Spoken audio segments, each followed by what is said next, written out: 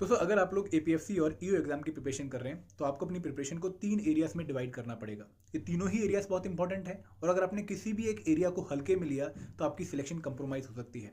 तो सर में पहला एरिया है quant, reasoning, English plus current affair. ये 4 कंपोनेंट ऐसे हैं जो कि आप इंडिया के लगभग हर कंपिटेटिव एग्जाम के लिए प्रिपेयर करते हैं और यहाँ पर भी इनकी इंपॉर्टेंस बहुत हाई है। लगभग 40 क्वेश्चन एग्जाम में पूछे जाएंगे और इनका स्कोरिंग पोटेंशियल भी बहुत हाई है।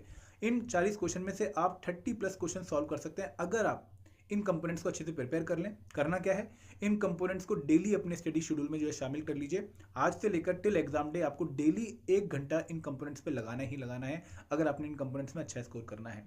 तो सेकंड एरिया है जीएस कंपोनेंट, जहाँ पर Indian polity, general science, modern history, Indian culture, Indian economy और पीडीजी आते हैं।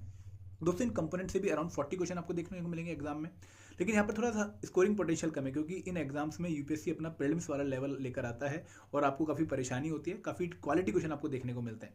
दोस्तों उस केस में आपको अगेन ये डिसाइड करना पड़ेगा कि एटलीस्ट 25 क्वेश्चन में टारगेट कर पाऊँ इन पर्टिकुलर एरियाज में, ताकि मैं कट ऑफ को जो है क्वालिफाई कर पाऊँ और अपनी सिलेक्शन इंश्योर कर पाऊँ। और यहाँ पर आपको स्टैंडर्ड बुक्स जो हैं जैसे लक्ष्मीकांत हो गई, स्पेक्ट्रम हो गई, नितिन सिंघानिया हो गई, वो आपको फॉलो करने पड़ेंगे। दोस्तों अगर हम बात करें तीसरे एरिया की, जो कि सबसे नेग्लेक्टेड एरिया है लेकिन धीरे धीरे वो एरिया बहुत इंपॉर्टेंट होता जा रहा है, वो है ईपीएफओ के स्पेशल कंपोनेंट्स। दोस्तों यहाँ पे iron labour law, social security, accounts, computer awareness, ये वाले कंपोनेंट्स आते हैं और इन कंपोनेंट्स की वेटेज 40 क्वेश्चन की आगे, और ये वेटेज धीरे धीरे बढ़ रही है at the cost of GS. और दोस्तों यहाँ पर भी स्कोरिंग पोटेंशियल काफी है क्योंकि अभी तक यूपीएससी ने बहुत टफ क्वेश्चन नहीं पूछे हैं।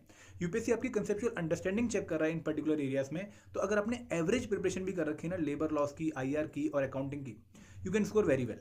तो इस पर्टिकुलर एरिया में भी आपको बहुत मेहनत करनी चाहिए और जब आप ये तीनों एरिया डेली बेसिस पे लेके चलेंगे तभी जाकर आप अपनी प्रिपरेशन को अच्छा कर पाएंगे। तो अगर आप दिन में 5 घंटे पढ़ रहे हैं, 6 घंटे पढ़ रहे हैं, तो टाइम डिवाइड कर लीजिए कि भाई अगर 5 घंटे पढ़ रहा हूँ तो 1 घंटा quant, reasoning, English, current affair daily basis पे, उसको तो मुझे छोड़ना ही नहीं है। और quant, reasoning, English alternate day चलाइए।